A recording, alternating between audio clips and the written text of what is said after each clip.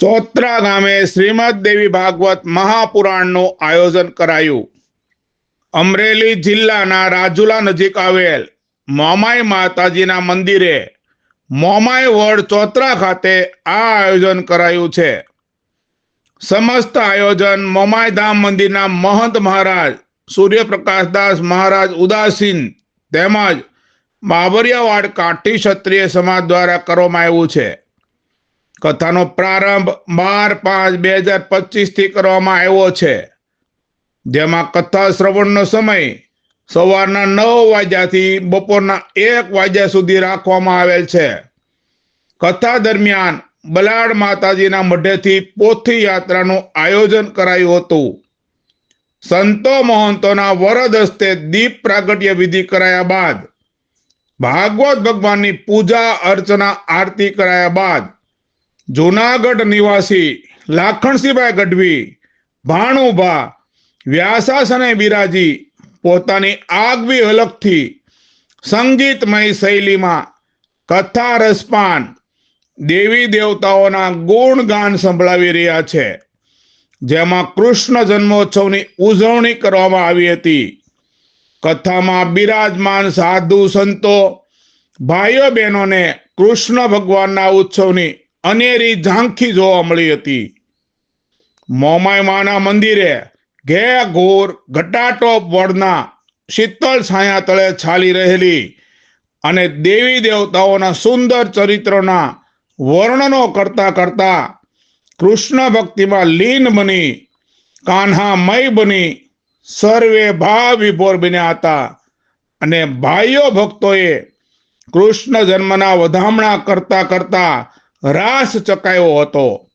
આ પ્રસંગે અની અખાડાના રાષ્ટ્રીય અધ્યક્ષ એવા રાજેન્દ્રદાસ બાપુ રામપરા, બાલકદાસ બાપુ મથુરેશ્વર મહાદેવ, પ્રખર ભાગવત કથાકાર વસંત દાદા, બાબરિયાધાર ગામે જતી પુરુષ શિવના ગણનું જેમને બિરુદ આપવામાં આવ્યું છે એવા ઠણકો નારથીએ તારું ચિત્ત ખુમા ચડ્યું નહીં, ભાખર ભીલડીએ જળધર મોયો ઝોગડા એવા દુહાઓ જેમના નામે રચના કરાઈ છે, જેને લાખણસિંહભાઈ ભાણુભા જેવા ગઢવી જેવા અનેકો ગઢવીઓ ચારણો કલાકારોના મુખારવિંદથી ગવાઈ રહ્યા છે તેવા બારવટને હંમેશા પાળતા બહારવટિયા જોગીદાસ બાપુ ખુમાણે જે ભોળાનાથની બાબરિયાધારના ઊંચા ડુંગરે સ્થાપના કરી એવા સોમેશ્વર મહાદેવ, સોમનાથ મહાદેવના મહંત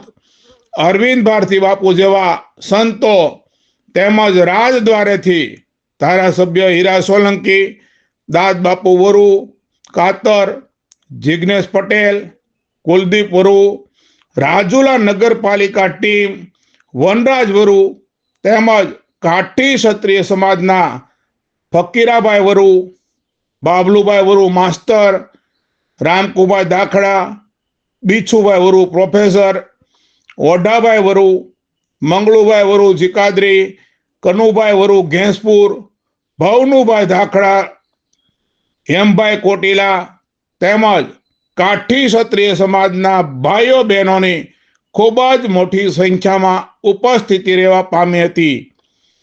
આયોજકો દ્વારા ચા પાણી શરબત તેમજ ભોજન પ્રસાદ માટેનું પણ ખૂબ જ સરસ પ્રકારનું આયોજન કરાયું હતું। આ આખી કથાનું વિવાહ સ્ટુડિયો રાજુલાના અશોક સાખટ અને તેમની ટીમ દ્વારા લાઈવ પ્રચારણ કરવામાં આવી રહ્યું છે। કથા દરમિયાન મંદિરના વિકાસ માટે કાઠી ક્ષત્રિય સમાજ દ્વારા સોનાની નોટોનો વરસાદ વરસાવી દાન ધર્મનો ધોધ વેવડાવવામાં આવી રહેલો છે। કાશ્મીર છે, આમ હાલો એટલે આમ કલકત્તા આવે, અહીં ગુજરાત આવે, પછી હાલો એટલે મહારાષ્ટ્ર આવે, અહીં કેરળ કર્ણાટક આવે, આ મદ્રાસ આમ એમ કરતા કરતા કરતા કરતા નીચે આવો એટલે રામેશ્વર આવે અને રામેશ્વર પછી નાનકડો દેશ દેખાય ત્યાં શ્રીલંકા આવે। હવે આપણે હું સમજાવી શક્યો, શ્રીલંકા આવે। હવે અહીંથી રાવણે 2 ફોજ હાલતી કરે આમ ભારતની સનાતન ધર્મની સંસ્કૃતિને નષ્ટ કરવા રાવણે આ રીતે 50,000ની ફોજ હાલતી કરી. 2 ફોજની મોવડી એક એક સ્ત્રી બનાવવામાં આવી. રાવણને ખબર હતી કે ભારતના આર્ય ભૂમિના આર્યો છે એ સ્ત્રી માટે ઘા નથી કરતા, સ્ત્રી હત્યા નથી કરતા. 2ની મોવડી એક સ્ત્રી બનાવવામાં આવી. 2 સેનાપતિ દેવામાં આવ્યા. 50,000ની ફોજ દીધી. એ એક બાઈ પૂર્વ ભારતને નષ્ટ કરવા હાલતી થઈ, એક બાઈ પશ્ચિમ ભારત, આખા દક્ષિણ ભારતને નષ્ટ કરવા 2 ફોજ હાલતી થઈ. એમાં પૂર્વ ભારત તરફ જે બાઈ ગઈ, ઓડિશાને અટકાવતા થોડીક છેટી રહી. ન્યાય એને એક એવો ઋષિ ભેટતો કે તમામ પ્રકારની અસ્ત્ર વિદ્યા જાણતો હતો, બધા પ્રકારના શસ્ત્રો જાણતો હતો. એના આશ્રમને એ બાઈ વટી ન હોગી, ત્યાં થાણું નાખ્યું. પશ્ચિમ ભારત તરફ જે બાઈ આવી એને ભારતનો એક એવો ઋષિ ભેટકો કે તમામ પ્રકારની અસ્ત્ર વિદ્યા જાણતો હતો. એના આશ્રમની બાઈ વટી ન હોગી, ત્યાં થાણું નાખ્યું. પૂર્વ ભારત તરફ જે બાઈ આવી એ બાઈનું નામ તાડિકા. એને મારિક અને સુબાહુ નામના 2 સેનાપતિ દીધા. 50,000ની ફોજ દીધી. એને મુનિ વિશ્વામિત્ર ભેટકો બધા શસ્ત્રો જાણતો હતો, એને વટી ન હોઈ ગયો. ન્યાય બાઈએ થાણું નાખ્યું. પશ્ચિમ ભારત તરફ જે બાઈ આવી એ મહારાષ્ટ્રની અડું થઈ. એ પેલા ભારતનો એક એવો ઋષિ ભેટકો કે તમામ પ્રકારની અસ્ત્ર વિદ્યા જાણતો હતો. એના આશ્રમની બાઈ વટી ન હોગી અને બાઈનું નામ હતું શૂર્પણખા. ખરદૂષણ ત્રિશીરામ નામના સેનાપતિ દીધા. 50,000ની ફોજ દીધી. જનપથમાં થાણું નાખ્યું. પૂર્વ ભારતને નમું કરવા માટે થઈ અને વિશ્વામિત્ર રામ લક્ષ્મણને માગવા આવ્યા. માતા દશરથભાઈ માગ્યા અને લઈ અને નીકળ્યા. એ વખતે મહારાણી કૈકેયીને ગુપ્તમાં કહેતા ગયા હતા કે પૂર્વ ભારત હમુનમું કરાવી નાખું છું, દક્ષિણ ભારતને હમુનમું કરાવવું એ તારી જવાબદારી છે, માટે રામ ગાદીએ બે એની પહેલા દેશને તો હમુનમું કરાવી નાખજે. આ વિશ્વામિત્ર કૈકેયીને કહેતા હતા.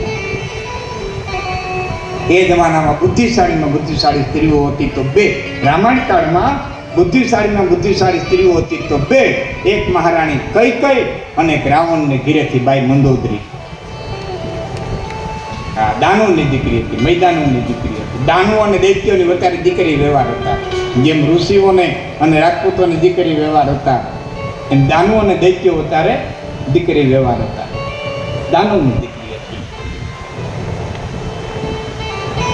બધા જ પ્રકારના શસ્ત્રો ભગવાન રામને આપ્યા છે. રસ્તાની માલિકો તાડકા વનાવ્યું છે, ધોણી ડમરી ઉડે છે. વિશ્વામિત્રે કીધું રામ સાવધાન થઈ ગયા. પછી વિશ્વામિત્રે કીધું હે રામ, તમારા પિતાએ કીધું છે કે આથી તારા માય વિશ્વામિત્ર છે, બાપે વિશ્વામિત્ર છે, ગુરુ વિશ્વામિત્ર છે, એટલે મારા ગુરુ તરીકે તમને આદેશ છે કે તમે સ્ત્રી જાણી જરાય અટકાતા નહીં. બાય આવે એટલે મારી નાખજો. સ્ત્રીનો વધ કેમ કરવો એ તમે જરાય અટકાતા નહીં. મારી તમને આજ્ઞા છે. ગુરુ આજ્ઞાથી કંઈ કરવું એમ પાપ લાગશે. પછી ઘણા દાખલા દીધા. વિષ્ણુએ ક્યારે સ્ત્રી હત્યા કરી, કોણે ક્યારે સ્ત્રી હત્યા કરી, પરશુરામે ક્યારે કરી, આ બધા દાખલા આપ્યા. રામ સાવધાન થયા છે. તાડકા આવ્યું છે. ભગવાન રામે તાડકાનો વધ કર્યો છે. વડે રામચંદ્રજી મહારાજ